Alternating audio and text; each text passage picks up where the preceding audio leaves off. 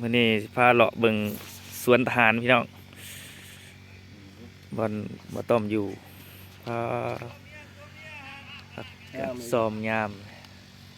นั่นละค่อยเลยจะไงบ่ค่อยเลยเนี่ยพักบ่าวจ่อยพี่น้องพา มันดู บ่าวจ่อยสับดุแท้นี่เพิ่นสิเอาเมียบ่ไปปลูกผักพี่ลึกแท้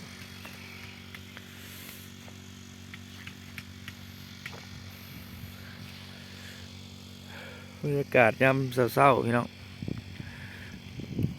สวนทหารได้สิพาเลาะสวนทหารมื้อนี้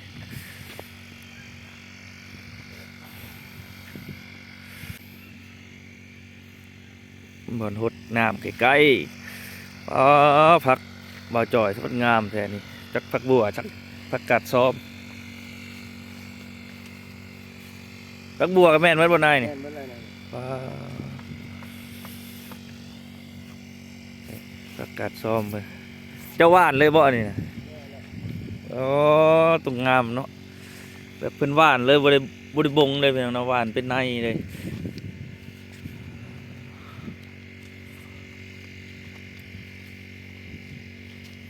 หวานเป็นในก็งามพี่น้อง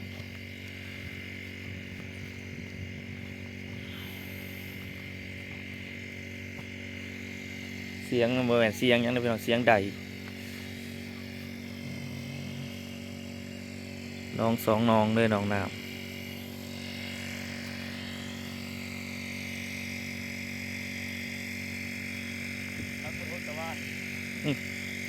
ว่านน้องก็งามเนาะนายโอ้เจ้าของพักมืดหน่อยหนึ่งพี่น้องย้อนแสง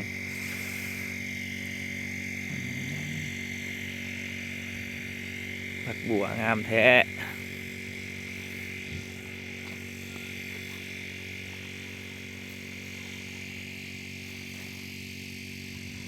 ผักบัววัวพี่น้อง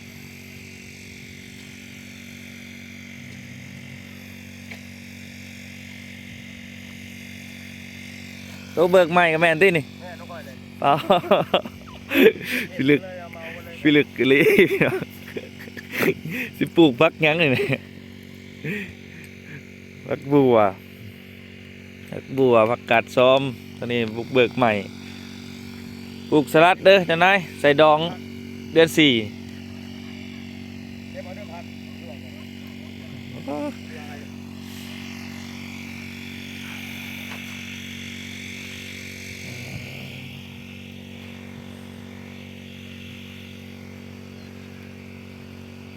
ดุขนาดเลย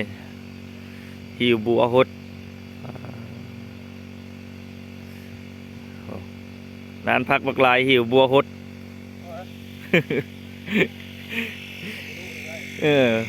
บัวดุเห็ดบ่ได้เลยพี่น้องทั้งนี้แค่นี้ทั้งนี้ก็แม่นมดจะได้น้ำหดมันเป็นพักตั้งสายพี่น้องกำลังขึ้นกำลังงาม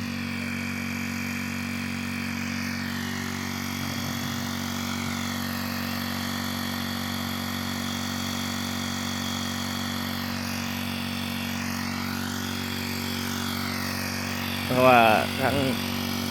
เพิ่นมวยใส่ใดเนาะเพียงเนาะมวยใส่ไผ่ทั้งนี้ก็ใส่จักรเนาะอ๋อตักดีจักรเราใส่จักร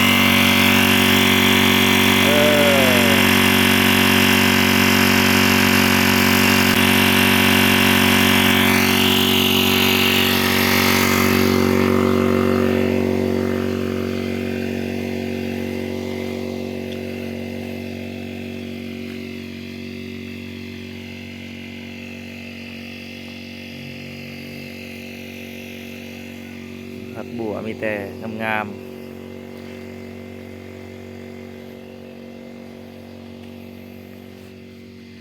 ผักบัวผักกาดส้มนี่ผักเป็นผักกาดตีนหมีนะพี่น้องสวยงามแท้ผักทหารมีแต่งามๆนะพี่น้องจากหอมป้อมจากผักบัว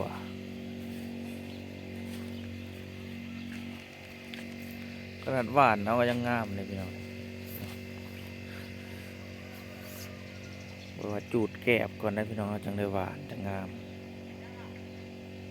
อืมนี่ก็เพิ่นหวานแล้วเพิ่นบริบงมันก็ออกดอกเลย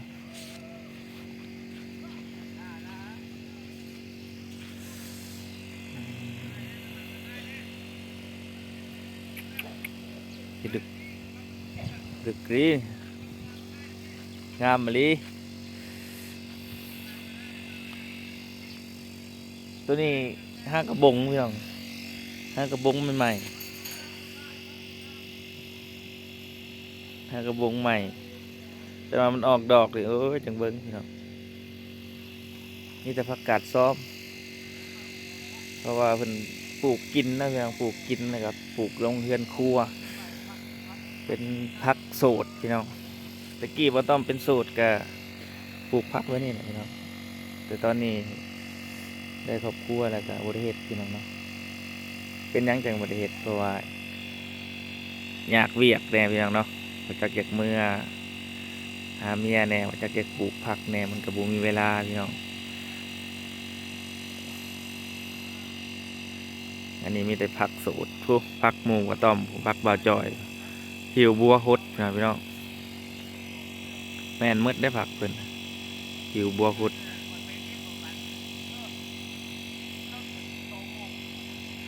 เติมสบายดีพ่อพี่น้องสบายดีพ่อพี่น้องสบายดีตอนเช้าบรรยากาศตอนเช้า5 โมง 6 โมงพี่น้องลงรถพักแต่ว่าดุขนาดนี้พี่น้องนี่ผู้โตซื้อจักรมาหดนี่แม่นบ่เลยนานพักเพิ่นพี่แท้พี่ฮอดพี่แม่นบ่เลยพนาโสดพี่น้องพนาโสดปลูกผักขายแต่คือเขาหมู่บ่ต้องปลูกกินนะครับปลูกเอาหัวมันเนาะพี่น้องคือผักบัวเป็นนี่ผักบัวผักยังเอาหัวมันเรียกว่างามผักปีนี้พี่น้องงามกว่าปีกายนี่บ่ปานใดปีกายเรียกว่าปีนี้เพิ่นพาไปเอาแกบเอาหยังก็ได้แกบแล้วก็มาจูดแกบปลูกงามกำลังเป็นเบี้ยเลยกำลังขึ้นงามเลยนี่พี่น้องดึกเลยงามนี่ผักกัดซ้อมพี่น้องว้าเฮ้ยเบิ่งเจ้าของเพิ่นน่ะดุแห้งเลยโอ้ใส่เกือบใส่หยังบ่หนาวจักดิลงรถพักได้เช้าของเจ้าไว้หัดตัวนี้อืมผักบัวเด้ซะตัวนั้นของบ่จอยบ่ผักบัวหัวเนาะ บัวแบ่ง บัวแบ่งวะ มันน่ะแบ่งหัวเหลืองเนาะจอยเนาะแม่นบ่จอยบัวแบ่งเหลืองเนาะ บัวหัวผักบัวแบ่งมันใบมันบ่กุดเนี่ย ก็คือเห็ดงามสักพักนึง งามจังวะยอม ใช้ตัวได้ใส่แจ่วได้ใส่แจ่วได้เพิ่นว่าบ่ได้ ใส่ ใส่ เบิ ปุ๋ ด ย ใส่เบิดบ่ได้ใส่ปุ๋ย บ่เอาหลีใบมันซื่อๆแล้วระบาดแล้วมันได้งามปานนั้น งามผักทหารปีนี้พี่น้องผักสูตรเขางามผักกัดส้มงามๆเลยประมาณนี้เลยพี่น้องเนาะพาเลาะสวนผักมานี่แต่อันนี้มันวังนกกัดจ่อยอยู่พี่น้องหนาวปะไปแล้วเมื่อกี้เห็น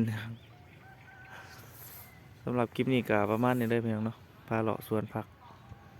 อย่างไรก็ฝากกดไลค์กดแชร์กดติดตามให้พ่อต้อมในพี่น้องต้อมเฮ็ดคลิปต่อไปสำหรับคลิปนี้กล่าวคำว่าสบายดีสวยแล้วพี่น้องตะเว้นขึ้นเลย